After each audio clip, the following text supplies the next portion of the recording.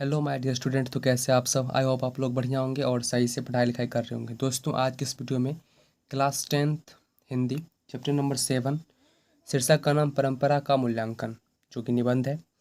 इस चैप्टर में जितने भी क्वेश्चन हैं सारे के सारे इस वीडियो में हम जानेंगे। ठीक है ना? तो इस वीडियो को आप कंप्लीट जरूर देखें। इससे पहले जितने भी चैप्टर हैं सारे की वीडियो मैंने बना रखे हैं। अगर आप नहीं देखें हैं तो प्लीज़ उस वीडियो को भी जरूर कंप्लीट देखें। मैंने वीडियो वाले सेक्शन में एक प्लेलिस्ट बना रखा है जो क्लास 10th के नाम से है। ठीक है ना? तो आप उस प्लेलिस्ट में आपको सारे के सारे वीडियो मिल जाएंगे सभी चैप्टर के। ठीक है ना? मैं हिंदी से स्टार्ट कर। क्वेश्चन नंबर पहला है कि परंपरा का ज्ञान किनके लिए सबसे ज़्यादा आवश्यक है और क्यों है? ठीक है ना? क्वेश्चन मैं दोबारा से पढ़ देता हूँ। परंपरा का ज्ञान किनके लिए सबसे ज़्यादा आवश्यक है और क्यों है? ठीक है ना? तो उत्तर में लिखेंगे हम, जो लोग साहित्य में युग परिवर्तन करना चाहते हैं। जो लोग साहित्य में युग परिवर्तन करना चाहते हैं, क्रांतिकारी साहित्य रचना चाहते हैं, उनके लिए साहित्य की परंपरा का ज्ञान आवश्यक है, क्योंकि साहित्य की परंपरा से प्रगतिशील आलोचना का ज्ञान होता है। ओके, जिससे साहित्य की धारा को मोड़कर नए प्रगतिशील साहित्य का निर्माण किया जा सकता है। तो ये था क्वेश्चन नंबर 1 का आंसर। ठीक है ना? चलिए क्वेश्चन नंबर 2 पढ़ते हैं। क्वेश्चन नंबर 2 है, परंपरा के मूल्यांकन में साहित्य के वर्गीय आधार का विवेक लेखक क्यों महत्वपूर्ण मानता है? परंपरा के मूल्यांकन में साहित्य के वर्गीय आधार का विवेक लेखक क्यों महत्वपूर्ण मानता है? तो उत्तर में लिखेंगे हम, साहित्य की परंपरा का मूल्यांकन करते हुए सबसे पहले हम उस साहित्य का मूल्य निर्धारित करते हैं जो शोषक वर्गों के विरुद्ध श्रमिक जनता के हितों को प्रतिबिंबित करता है। इसके साथ साथ हम उस साहित्य पर ध्यान देते हैं जिसकी रचना का आधार शोषित जनता का श्रम है, और यह देखने का प्रयत्न करते हैं कि वह वर्तमान काल में जनता के लिए कहाँ तक उपयोगी है और उसका उपयोग किस तरह हो सकता है। ठीक है ना? तो यह था क्वेश्चन नंबर 2 का आंसर। अगर आप लिखना चाहते हैं तो या तो वीडियो को पॉज कर लीजिए, रोक लीजिए, आराम से लिख लीजिए। ठीक है ना? देखते देखते। और या तो स्क्रीनशॉट ले लीजिए, तो फिर आप ऐसे भी लिख सकते हैं। ठीक है ना? चलिए क्वेश्चन नंबर 3 पढ़ते हैं। साहित्य का कौन सा पक्ष अपेक्षाकृत अस्थायी होना है, इस संबंध में लेखक की राय स्पष्ट करें। उत्तर में लिखेंगे, साहित्य मनुष्य के संपूर्ण जीवन से संबंध है। आर्थिक जीवन के अलावा मनुष्य एक प्राणी के रूप में भी अपना जीवन बिताता है। साहित्य में उसकी बहुत सी आदिम भावनाएं प्रतिफलित होती है जो उसे प्राणी मात्र से जोड़ती है। इस बात को बार बार कहने में कोई हानि नहीं है कि साहित्य विचारधारा मात्र नहीं है। साहित्य विचारधारा ही मात्र नहीं है, उसमें मनुष्य की इंद्रिय बौद्ध उसकी भावनाएं भी व्यंजित होती है। साहित्य का यह पक्ष अपेक्षाकृत अस्थायी होता है। चलिए क्वेश्चन नंबर 4 पढ़ते हैं। साहित्य में विकास प्रक्रिया उसी तरह संपन्न नहीं होती है जैसे समाज में। लेखक का आशय स्पष्ट कीजिए। जैसे लेखक का समाज में। ठीक है ना? तो ये है ना, आशय स्पष्ट कीजिए। तो उत्तर में लिखेंगे, लेखक कहते हैं कि साहित्य में विकास प्रक्रिया सामाजिक विकास क्रम की तरह नहीं होती है। सामाजिक विकास क्रम में पूंजीवादी सभ्यता और समाजवादी सभ्यता में तुलना किया जा सकता है और एक दूसरे को श्रेष्ठ एवं अधिक प्रगतिशील कहा जा सकता है। लेकिन साहित्य के विकास में इस तरह की बात नहीं है। यह आवश्यक नहीं है कि सामंती समाज के कवि की अपेक्षा पूंजीवादी समाज की कवि श्रेष्ठ है। कवि अपने अपने पूर्ववर्ती कवियों की रचनाओं का मनन करते हैं, लेकिन अनुकरण नहीं करके स्वयं नई परंपराओं का जन्म देते हैं, परंपराओं को जन्म देते हैं। औद्योगिक उत्पादन और कलात्मक सौंदर्य ज्यों का त्यों नहीं बना रहता। अमेरिका ने एटम बम बनाया, रूस ने भी बनाया, पर शेक्सपियर के नाटकों जैसे चीज़ का उत्पादन दोबारा इंग्लैंड में भी नहीं हुआ। अतः साहित्य और समाज के विकास क्रम में समानता नहीं हो सकती है। ओके, आप स्क्रीनशॉट लेना चाहते हैं तो ले सकते हैं। ओके, चलिए क्वेश्चन नंबर 5 पढ़ते हैं। लेखक मानव चेतना को आर्थिक संबंधों से प्रभावित मानते हुए भी इसकी स्वाधीनता किन दृष्टांतों द्वारा प्रमाणित करता है? तो उत्तर में लिखेंगे हम, लेखक के अनुसार आर्थिक संबंधों से प्रभावित होना एक बात है उनके द्वारा चेतना का निर्धारित होना और एक बात है। परिस्थिति और मनुष्य दोनों का संबंध द्वंद्वात्मक है। यही कारण है कि साहित्य सापेक्ष रूप में स्वाधीन होता है। अमेरिका और एथेंस दोनों में गुलामी थी, किंतु एथेंस की सभ्यता से यूरोप प्रभावित हुआ और गुलामों के अमेरिकी मालिकों ने मानव संस्कृति को कुछ भी नहीं दिया। सामंतवाद दुनिया भर में कायम रहा, पर इस सामंती दुनिया में महान कविता के दो ही केंद्र था, भारत और इटली। पूंजीवादी विकास यूरोप के तमाम देशों में हुआ, पर राफेल, लियोनार्दो दा विंची और माइकल एंजेलो इटली की देन है। इन दृष्टांतों के माध्यम से कहा गया है कि सामाजिक परिस्थितियों में कला का विकास संभव होता है। साथ ही यह भी देखा जाता है कि समान सामाजिक परिस्थितियां होने पर भी कला का समान विकास नहीं होता। ओके, चलिए क्वेश्चन नंबर 6 पढ़ते हैं। साहित्य के निर्माण प्रतिभा की भूमिका स्वीकार करते हुए लेखक किन खतरों से आगाह करता है? ओके, तो उत्तर में लिखेंगे, लेखक साहित्य के निर्माण में प्रतिभाशाली मनुष्यों की भूमिका निर्णायक मानते हैं, लेकिन उन्होंने इस संबंध में सावधान किया है कि मनुष्य जो करते हैं वह सब अच्छा ही होता है, ये आवश्यक नहीं है। उनके श्रेष्ठ रचना में दोष नहीं हो सकते, ऐसी कोई बात नहीं है। इनके कृतित्व को दोषमुक्त मान लेना साहित्य के विकास में खतरनाक सिद्ध हो सकता है। प्रतिभाशाली मनुष्य की अद्वितीय उपलब्धियों के बाद कुछ नया और उल्लेखनीय करने की गुंजाइश बनी रहती है। तो ये था क्वेश्चन नंबर 6 का उत्तर। आइए क्वेश्चन नंबर 7 पढ़ते हैं। राजनीतिक मूल्यों से साहित्य के मूल्य अधिक अस्थायी कैसे होते हैं? राजनीतिक मूल्यों से साहित्य के मूल्य अधिक अस्थायी कैसे होते हैं? तो उत्तर में लिखेंगे, लेखक कहते हैं कि साहित्य के मूल्य राजनीतिक मूल्यों की अपेक्षा अधिक अस्थायी है। इसके पुष्टि में अंग्रेज कवि टेनिसन द्वारा लैटिन कवि वर्जिल पर रचित उस कविता की चर्चा करते हैं जिसमें कहा गया है कि रोमन साम्राज्य का वैभव समाप्त हो गया है, पर वर्जिल उसके काव्य सागर की ध्वनि तरंगे हमें आज भी सुनाई देती है और हृदय को आनंद विह्वल कर देती है। कह सकते हैं कि ब्रिटिश साम्राज्य के पतन के बाद जब उसका नाम लेने वाला नहीं रह जाएगा, तब भी शेक्सपियर, मिल्टन और शैली विश्व संस्कृति के आकाश में पूर्व की भांति जगमगाते नजर आएंगे और उनका प्रकाश पहले ही अपेक्षा करोड़ों नई आंखें देखेंगी। इस प्रकार राजनीतिक मूल्य कालांतर में नष्ट हो जाते हैं, पर साहित्य के मूल्य उत्तरोत्तर विकासोन्मुख रहते हैं। आइए क्वेश्चन नंबर 8 पढ़ते हैं। जातीय अस्मिता को लेखक किस प्रसंग में उल्लेख करता है और उसका क्या महत्व बताता है?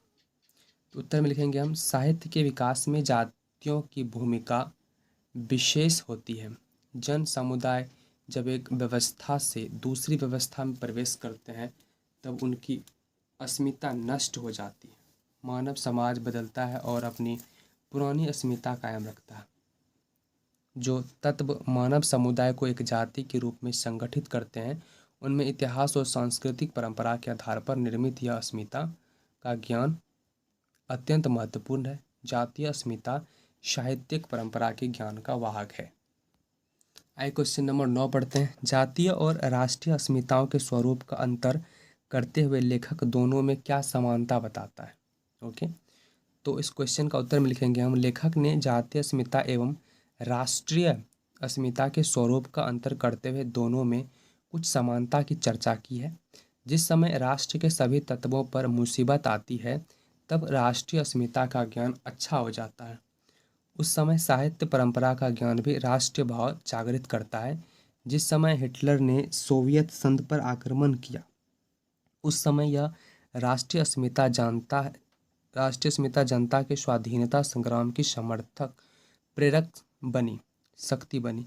इस युद्ध के दौरान खासतौर से रूसी जाति ने बार बार अपनी साहित्य परंपरा का स्मरण किया। समाजवादी व्यवस्था कायम होने पर जातीय अस्मिता खंडित नहीं होती वरन और पृष्ठ होती है। ओके, चलिए क्वेश्चन नंबर 10 पढ़ते हैं। बहुजातीय राष्ट्र की हैसियत से कोई भी देश भारत का मुकाबला क्यों नहीं कर सकता? तो उत्तर में लिखेंगे, संसार का कोई भी देश बहुजातीय राष्ट्र की हैसियत से इतिहास को ध्यान में रखते हुए भारत का मुकाबला नहीं कर सकता। यहाँ राष्ट्रीयता एक जाति द्वारा दूसरी जातियों पर राजनीतिक प्रभुत्व कायम करके स्थापित नहीं हुई है। वह मुख्यतः संस्कृत और इतिहास की देन है। इस देश की तरह अन्य साहित्य परंपरा का मूल्यांकन महत्वपूर्ण नहीं है। अन्य देशों की तुलना में इस राष्ट्र के सामाजिक विकास में कवियों की विशिष्ट भूमिका है। क्वेश्चन नंबर 11 पढ़ते हैं। भारत की बहुजातीयता मुख्यतः संस्कृति और इतिहास की देन है, कैसे? उत्तर में लिखेंगे भारतीय सामाजिक विकास में व्यास और वाल्मीकि जैसे कवियों की विशेष भूमिका रही है। महाभारत और रामायण भारतीय साहित्य की एकता स्थापित करती है। इस देश के कवियों ने अनेक जाति की अस्मिता के सहारे यहाँ की संस्कृति का निर्माण किया है। भारत में विभिन्न जातियों का मिला जुला इतिहास रहा है, अर्थात भारत के कवियों द्वारा निर्मित संस्कृति बहुजातीयता स्थापित करती है। साथ ही इतिहास ही बताता है कि यहाँ कभी एक जाति दूसरी जातियों पर प्रभुत्व स्थापित नहीं किया। यहाँ की संस्कृति ने एकता का पाठ पढ़ाया है, समरसता स्थापित करने सिखाया है। यही भाव राष्ट्रीयता की जड़ को मजबूत किया है। चलिए क्वेश्चन नंबर 12 पढ़ते हैं। किस तरह समाजवादी हमारी राष्ट्रीय आवश्यकता है और इस प्रसंग में लेखक के विचारों पर प्रकाश डालें। उत्तर में लिखेंगे लेखक के अनुसार पूंजीवादी व्यवस्था में शक्ति का अपव्यय होता है। देश के साधनों का सबसे अच्छा उपयोग समाजवादी व्यवस्था में संभव है। समाजवादी व्यवस्था कायम होने पर चारशाही रूस नवीन राष्ट्र के रूप में पुनर्गठित हो गया।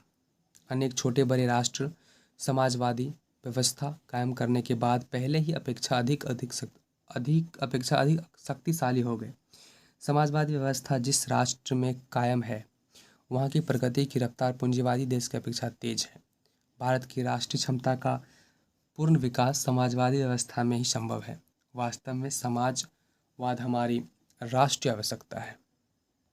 आइए क्वेश्चन नंबर 13 पढ़ते हैं। निबंध का समापन करते हुए लेखक कैसा स्वप्न देखता है, उसके साकार करने में परंपरा की क्या भूमिका हो सकती है, विचार करें।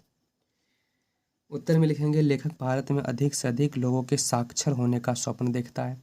जब हमारे देश की जनता साक्षर होगी, साहित्य पढ़ने का उसे अवकाश होगा, सुविधा होगी, तब रामायण और महाभारत जैसे ग्रंथ के करोड़ों नए पाठक होंगे। इस देश में बड़े पैमाने पर सांस्कृतिक आदान प्रदान होगा।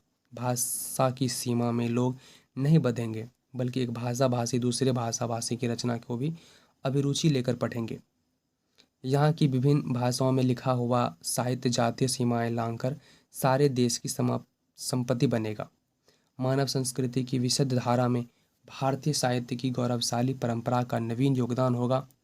साहित्य की परंपरा के योगदान से एशिया की भाषाओं के साहित्य से गहरा परिचय होगा। यह था क्वेश्चन नंबर 13 का उत्तर। क्वेश्चन नंबर 14 पढ़ते हैं। साहित्य सापेक्ष रूप में स्वाधीन होता है। इस मत को प्रमाणित करने के लिए लेखक ने कौन से तर्क और प्रमाण उपस्थित किए हैं? तो उत्तर में लिखेंगे हम द्वंद्वात्मक भौतिकवाद मनुष्य की चेतना को आर्थिक संबंधों से प्रभावित मानते हुए उसको सापेक्ष स्वाधीनता स्वीकार करता है। भौतिकवाद का अर्थ भाग्यवाद नहीं है। सब कुछ परिस्थितियों द्वारा अनिर्व्यात निर्धारित नहीं हो जाता। मनुष्य और परिस्थितियों का संबंध द्वंद्वात्मक है। यही कारण है कि साहित्य सापेक्ष रूप में स्वाधीन होता है। इसे प्रमाणित करने हेतु लेखक ने कहा कि गुलामी अमेरिका और एथेंस की सभ्यता ने सारे यूरोप को प्रभावित किया और गुलामों के अमेरिका मालिकों ने मानव संस्कृति को कुछ भी नहीं दिया। पूंजीवादी विकास यूरोप के तमाम देशों में हुआ, पर राफेल, लियोनार्डो दा विंची और माइकल एंजेलो इटली की देन है। अंततः यह प्रतिभाशाली मनुष्य की भूमिका देखी जा सकती है। जब हम विचार करें तो पाते हैं कि साहित्य के निर्माण में प्रतिभाशाली मनुष्यों की भूमिका होते हुए भी साहित्य वहीं तक सीमित नहीं है। साहित्य के क्षेत्र में हमेशा कुछ नया करने की गुंजाइश बनी रहती है। अतः साहित्य सापेक्ष रूप में स्वाधीन होता है। ओके, चलिए क्वेश्चन नंबर 15 पढ़ते हैं।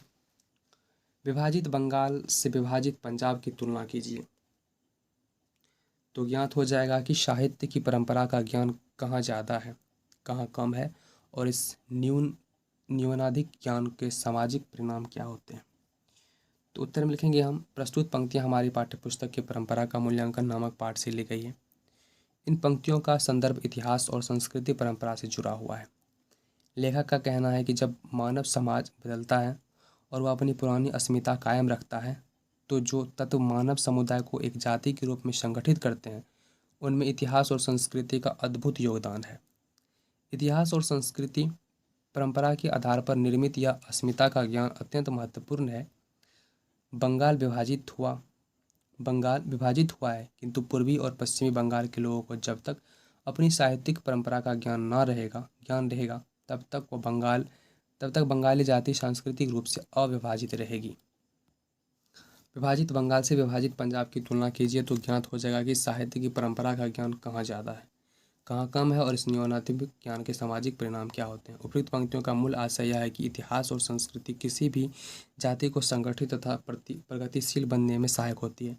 सांस्कृतिक परंपरा से जुड़कर ही अस्मिता की रक्षा की जा सकती है। तो इस वीडियो में सिर्फ इतना ही। मैंने इस वीडियो में आपको 15 क्वेश्चन बता दिए जो इस चैप्टर में इम्पोर्टेंट थे, ठीक है ना। अगर वीडियो अच्छी लगी हो तो इस वीडियो को अपने दोस्तों से शेयर करें, अपने क्लासमेट से शेयर करें, और बहुत अच्छी लगी हो तो आप इस चैनल से जुड़ जाइए ताकि इस तरह का वीडियो आपको कंटिन्यू मिलता रहेगा। ठीक है, मिलते हैं अगले वीडियो में, तब तक के लिए bye, take care, love you all, thank you so much.